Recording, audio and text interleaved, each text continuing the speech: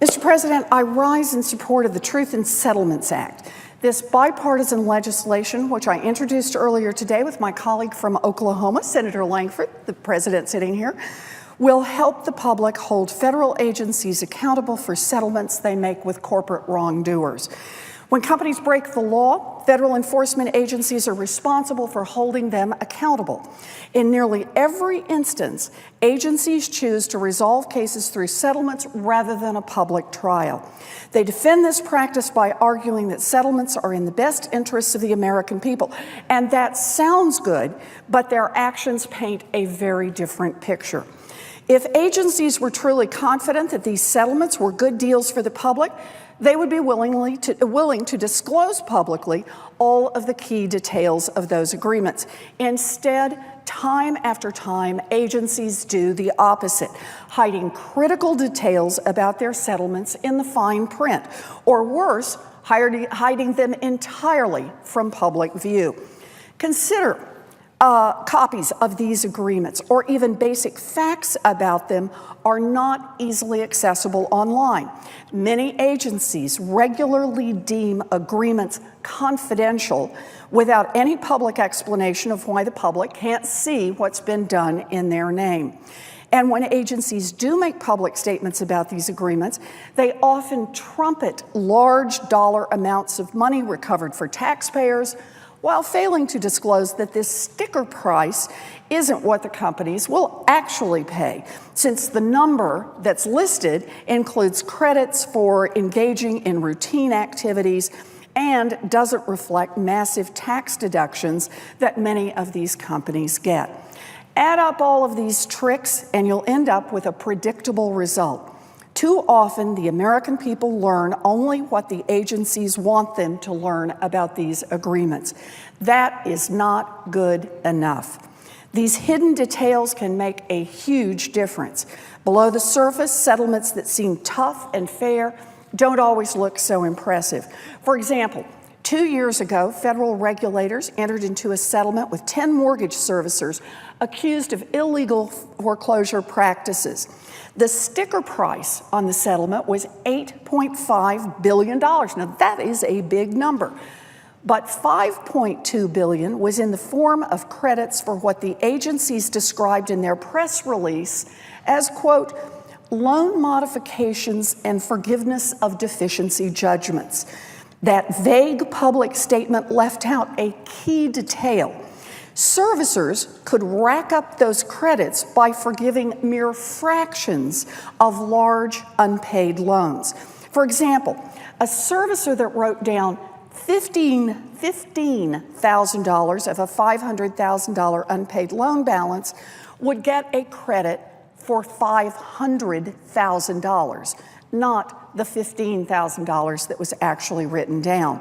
That undisclosed method of calculating credits could end up cutting the overall value of the $8.5 billion settlement by billions and billions of dollars.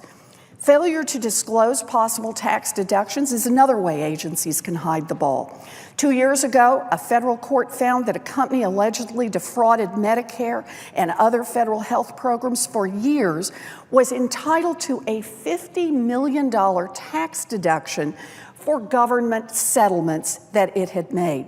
That deduction came on top of earlier tax deductions the company had already taken in their settlement payment. The end result? A $385 million settlement that was touted at the time as the largest civil recovery to date in a healthcare fraud case was in fact $100 million smaller once taxpayers had picked up part of the settlement. At least in these two cases, the text of the settlements was public, allowing the American people the chance to dig into the fine print and uncover these unflattering details. But for settlements that are kept confidential, the public is kept entirely in the dark. Recently, Wells Fargo agreed to pay the Federal Housing Finance Agency $335 million for allegedly fraudulent sales of mortgage-backed securities to Fannie Mae and Freddie Mac. That's about 6% of what J.P. Morgan Chase paid in a public settlement with FHFA to address very similar claims. Now, in what ways did the actions of Wells Fargo differ from those of J.P. Morgan? We'll never know, because while the J.P. Morgan settlement is public, the much smaller Wells Fargo settlement is held confidential. The American people deserve better. These enforcement agencies don't work for the companies they investigate, they work for us. Agencies should not be able to cut bad deals and then hide the embarrassing details. The public deserves transparency. The Truth in Settlements Act requires that transparency. It requires agencies making public statements about their settlements to include explanations of how those settlements are categorized for tax purposes and what specific conduct will generate credits that apply toward the sticker price. The bill also requires agencies to post text and basic information about their settlements online.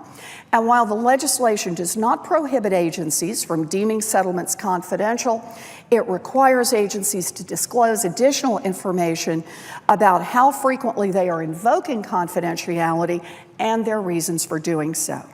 If we expect agencies to hold companies accountable for breaking the law, then we should be able to hold agencies accountable for enforcing the law. If we can't, and we can't do that if we're being held in the dark. The Truth in Settlements Act shines a light on these agency decisions and gives the American people a chance to hold agencies accountable for enforcing our laws. I introduced this bill in the last Congress with Senator Lankford's predecessor, Senator Coburn. The bill advanced through the Senate's Homeland Security and Government Affairs Committee by voice vote, but was blocked on the Senate floor. I hope that in this Congress we can finally make this common sense legislation law. Thank you very much, Mr. President. I yield.